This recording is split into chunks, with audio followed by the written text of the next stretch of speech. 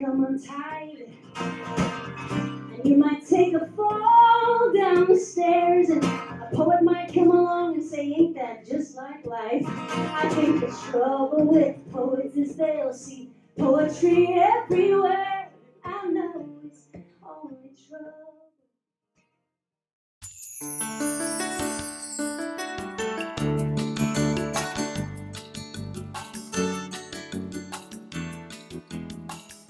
Look for a special Out and About segment during every Kaleidoscope program.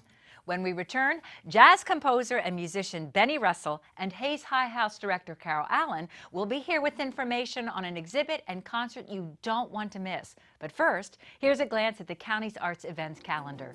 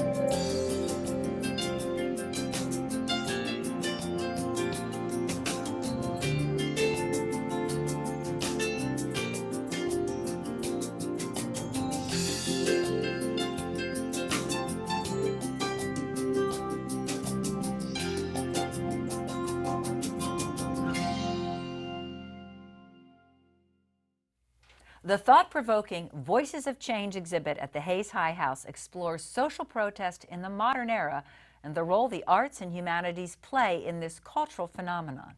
With me to tell us about the exhibit, along with a special concert called Sing Me a Dream, Music and Protest, are Benny Russell, composer of the concert and nationally recognized jazz musician and adjunct music faculty member at Harford Community College, and Carol Allen, who is director of Harford Community College's library and the Hayes High House. Good to see you both. Thanks for having us. Well, this is a very ambitious exhibit and a very important one. It's one of our largest exhibits ever. We're so excited about it. And one reason we're able to do it is thanks to the support of the Maryland Humanities Council. Good. We also have support from the Harford County Cultural Arts Board for the concert, so we're delighted about that as well. Terrific. So just tell me a little bit about the exhibit, if you would. Well, as you said in the opening, the exhibit explores the intersection of arts and humanities with social protest in the United States during the modern era. We're looking at several different themes. We're looking at war and peace, civil and human rights, environmental issues, and economic justice. Okay. And in addition to the exhibit, which will be in place until April the 22nd, we're also doing a lot of programming. Okay, and that's, Benny, where you come in to the picture. Tell us a little bit about this concert and how it is connected to the exhibit. Well, once again, the concert is called Sing Me a Dream. I kind of pilfered it from my son. I was putting him to bed when he was 3 years old, and he said, "Dad, sing me a dream." Oh, So I isn't said, that nice? What a poet at 3. Yeah. And he got plagiarized, so he is a poet.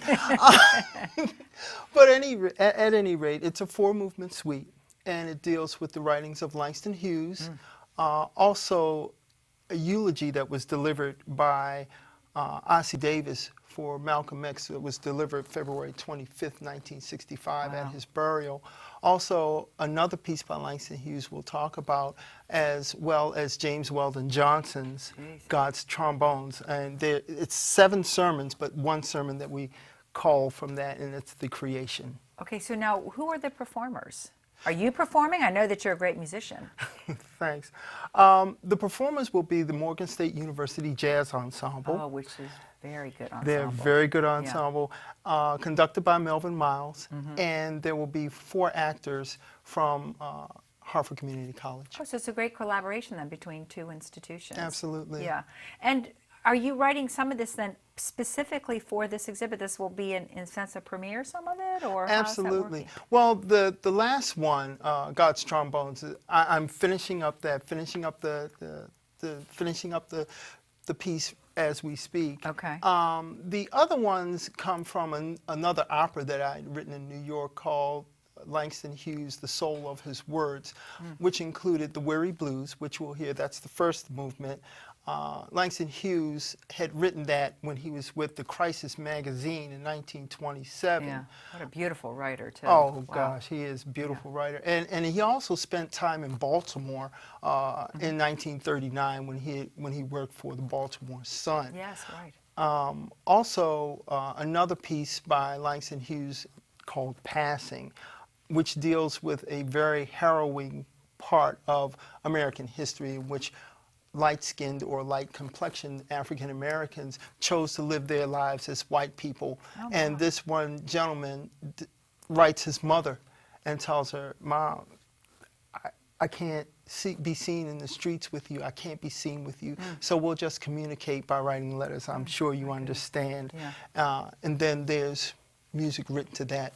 There's also music written to, as we stated, the eulogy, which was given by Ossie Davis Yeah. for Malcolm X. So this is obviously an incredibly powerful piece that we want to encourage a lot of people to attend. Carol, so the dates of the performance are? It will be held on February the 27th Okay. with performances at 3 and 7 p.m. in Joppa Hall, Recital Hall Room 1 here at the college. Okay, and can people get tickets online, or can they get them at the box office, or how does Both that are work? possible. The easiest way is to go online at tickets.harvard.edu. Okay. And the price is definitely right because it's free, thanks to this wonderful grant support we have. Terrific. All right. Well, that's great. And this is such an a relevant theme right now with everything that's going on, and particularly in the Baltimore area. So I want to thank you both, Carol, for all the good work you're doing, and Benny for all the great stuff you create. Thanks. And encourage everyone to come out and enjoy the exhibit and this marvelous concert. Thanks so much. Thank you. Well, there's more to come on Kaleidoscope, so don't go away. We'll be right back.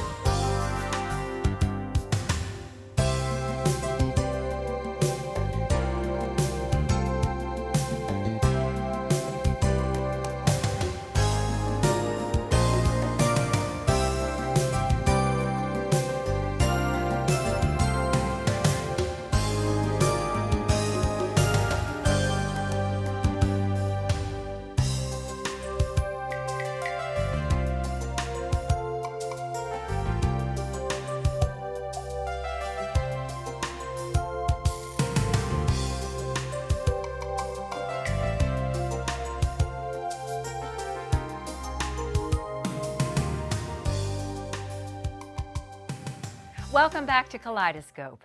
The Harford County Cultural Arts Board is a 15-member volunteer board appointed by the Harford County Council. Their mission? To support the cultural arts in Harford County through granting of state funds to encourage the growth and attainment of the highest artistic excellence in the arts. Revised Community Arts Development Grant applications for fiscal year 17 will be available in the coming months. Stay tuned to Kaleidoscope for more information. And speaking of grants, money is still available this school year for arts and education grants. They may be used by schools or other educational institutions serving K through 12 to assist funding artists and residents or visiting performers. Visit the Maryland State Arts Council's website for more information. Annapolis is busy this time of year, and that means it's time to show your elected officials that you support the arts. Mark your calendars now for the 17th Annual Maryland Arts Day on February 17th and advocate for public funding for the arts. And finally, great news. The Harford County Cultural Arts Board has unveiled their new online events calendar. Along with Kaleidoscope's event calendar, it serves as a vital resource for arts events in our area. If your group has an event, exhibit, or performance, be sure to add it today. And that wraps up today's program.